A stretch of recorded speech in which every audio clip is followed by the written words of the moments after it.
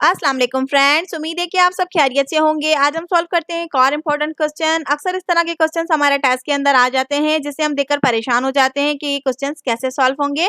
तो परेशान होने की ज़रूरत नहीं है, हम क्वेश्चन को स्टेप बाय स्टेप सॉल्व करेंगे और इसके साथ-साथ मैंने इन द एंड वीडियो के एंड के अंदर मैंने एक फॉर्मूला मेंशन किया हुआ है। अगर आपको वो ईज़ी लगता है तो आप उस तरीके से भी सॉल्व कर सकते हैं, लेकिन कॉन्सेप्ट क्लियर होना लाज़मी है। तो हम स्टार्ट करते हैं क्वेश्चन को। A shopkeeper marks his goods 20% above the cost price but allows 30% discount for cash payment. His net loss is। अब यहाँ पर क्या बताया जा रहा है कि एक शॉपकीपर अपने सामान सेल करता है कॉस्ट प्राइस से 20% अबव करके, उसके साथ साथ 30% डिस्काउंट भी देता है। तो हमें बताना क्या है, उसे लॉस परसेंटेज कितना हुआ है। तो इस क्वेश्चन को हम स्टेप बाय स्टेप सॉल्व करते हैं। तो हमने यहाँ पर सबसे पहले लिख दिया let cost price of goods. तो हम कॉस्ट प्राइस कंसीडर करते हैं उन सामान की 100 और 20% अबव करके जब वो सेल करेगा तो हमारी मार्क प्राइस क्या होगी 120% ऑफ 100। इसको हम सॉल्व करेंगे। 120% इट मीन के 120 डिवाइडेड बाय 100 मल्टीप्लाई बाय 100 हमने सेम रखा है। ऑफ यहाँ आ रहा है इट मीन के मल्टीप्लाई बाय 100। 100 को हम 100 से कैंसिल कर देंगे तो मार्क प्राइस हमारी कितनी आ जाएगी 120 आ जाएगी। अब हम क्या देखेंगे, डिस्काउंट को देखेंगे। डिस्काउंट कितना बताया गया है 30%। तो 30% ऑफ मार्क प्राइस पे देखेंगे कितना डिस्काउंट हो रहा है। 30% ऑफ मार्क प्राइस, 30% को हम कैसे लिखेंगे 30 divided by 100 multiply by mark price हमारी कितनी आई है 120। तो हमने यहाँ पर 120 मेंशन कर दिया।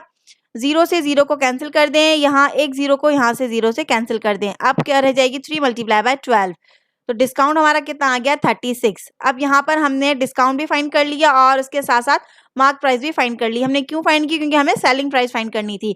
तो सेलिंग प्राइस में हम यहाँ पर फॉर्मूले के अंदर मार्क प्राइस और डिस्काउंट की वैल्यूज को पुट कर देंगे। तो सेलिंग प्राइस हमारी क्या हो जाएगी, सेलिंग प्राइस हमने यहाँ पर फाइंड करने के लिए मार्क प्राइस को पुट करेंगे 120 माइनस डिस्काउंट की वैल्यू पुट करेंगे 36। तो सेलिंग प्राइस हमारी कितनी आ जाएगी 84। अब सेलिंग प्राइस हमने फाइंड कर ली। अब हमें क्या फाइंड करना होगा, लॉस और उसके बाद लॉस परसेंटेज। इसीलिए ही हमने सेलिंग प्राइस फाइंड किया है। जब सेलिंग प्राइस हमें पता होगी तो ही हम लॉस के फॉर्मूले के अंदर वैल्यूज को पुट कर सकते हैं, क्योंकि लॉस का फॉर्मूला क्या होता है cost price minus selling price. तो सेलिंग प्राइस हमारे पास यहाँ पर हमने फाइंड कर ली और कॉस्ट प्राइस हमने क्या कंसीडर की है 100। इसी तरह ही हम इसको फर्दर सॉल्व करते रहेंगे।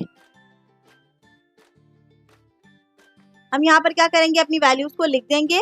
कॉस्ट प्राइस हमारी 100 है और सेलिंग प्राइस हमारी क्या आई है 84 आई है। तो हम पहले लॉस को फाइंड करेंगे। लॉस की फॉर्मूले के अंदर हम कॉस्ट प्राइस भी पुट कर देंगे और सेलिंग प्राइस की वैल्यू को पुट कर देंगे। पुट करने के बाद लॉस कितना आया 16 आया। अब हम क्या करेंगे, लॉस परसेंटेज फाइंड करेंगे। उसका फॉर्मूला क्या है, loss divided by cost price multiply by 100। तो लॉस हमारा क्या है 16 और कॉस्ट प्राइस हमारी 100 है मल्टीप्लाई बाय 100। 100 से 100 कैंसिल कर देंगे तो लॉस हमारा कितना आ गया 16% आ गया। तो जो हमारा करेक्ट आंसर है वो हमारा क्या हो जाएगा 16%।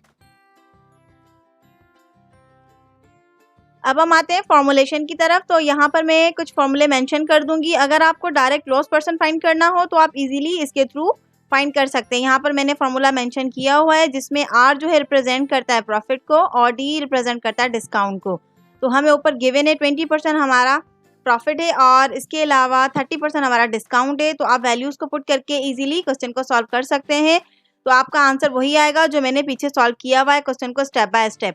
इसी तरह अगर प्रॉफिट फाइंड करना हो तो प्रॉफिट का फॉर्मूला भी मैंने यहाँ मेंशन कर दिया है। अक्सर ऐसे क्वेश्चन आते हैं, कभी प्रॉफिट पूछा जाता है और कभी लॉस पूछा जाता है।